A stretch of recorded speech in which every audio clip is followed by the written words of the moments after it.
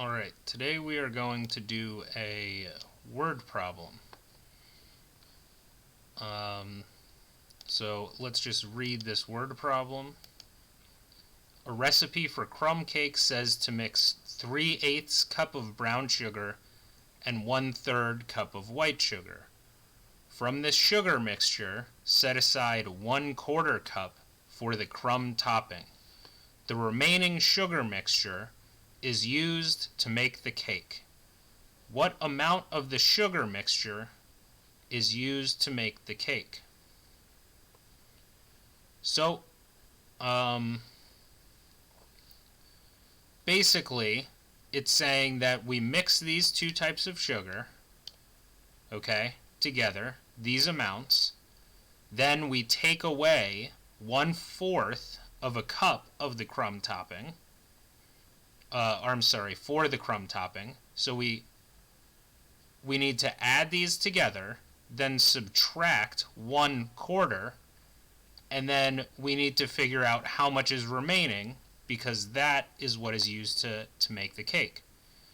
Now, one thing, working with students, one thing I should say that I noticed was sometimes when we have these fractions, or even if we have just like really big numbers, something like that, if we replace these with like really basic whole numbers, right? Let's just say I did, I replaced this with 1, 2, and 1. And if you just have no idea how to do this problem with the fractions in there, see if you replace the numbers with really basic numbers, and then see if you can figure out, okay, well, I have to add these together, then subtract this one. And if you can figure that out, then you can at least figure out that you're going to have to do the same exact thing with the fractions or the large numbers, as opposed to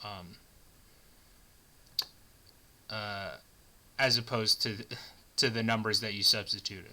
I just wanted to point that out because sometimes the fractions can throw people off, throw kids off in terms of like, I have no idea what to do. But sometimes if they use simple numbers, they're like, oh, that's how you solve the problem, and then they can just put the fractions in those. Anyway, let's get back to the fraction part. We need to add 3/8 and 1/3. So what we need to do is find a common denominator for 8 and 3.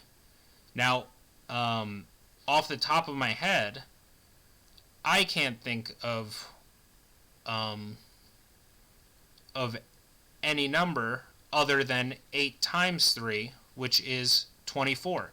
So I think if you can't think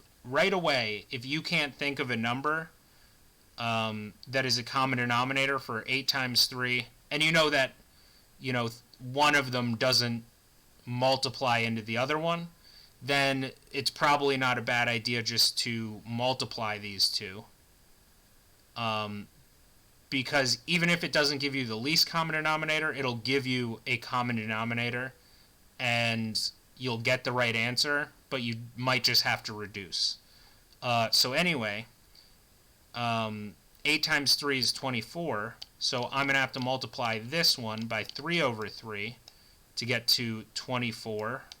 3 times 8 is 24, and then 3 times 3 is 9.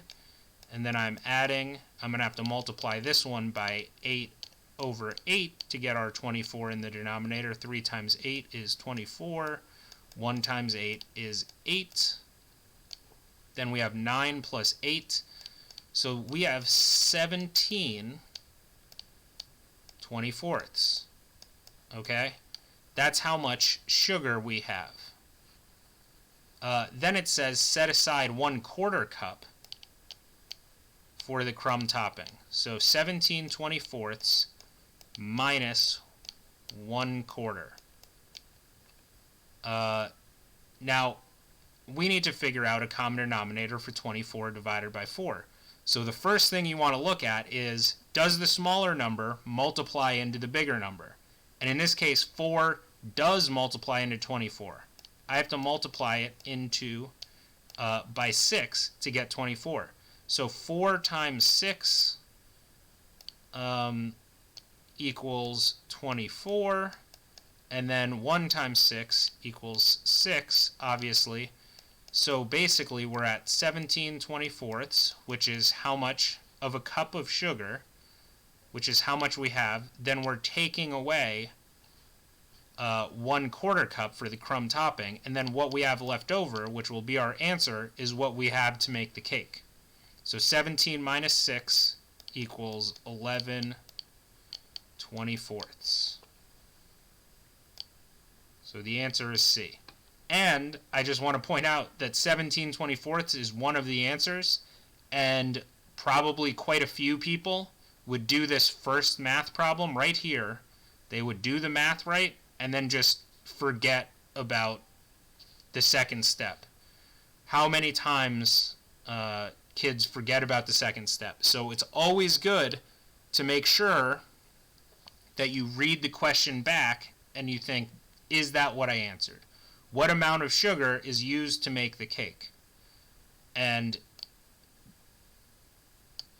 in this case, you should probably read this line too. The remaining sugar mixture is used to make the cake after you take away this one. So is that what we answered? Yes.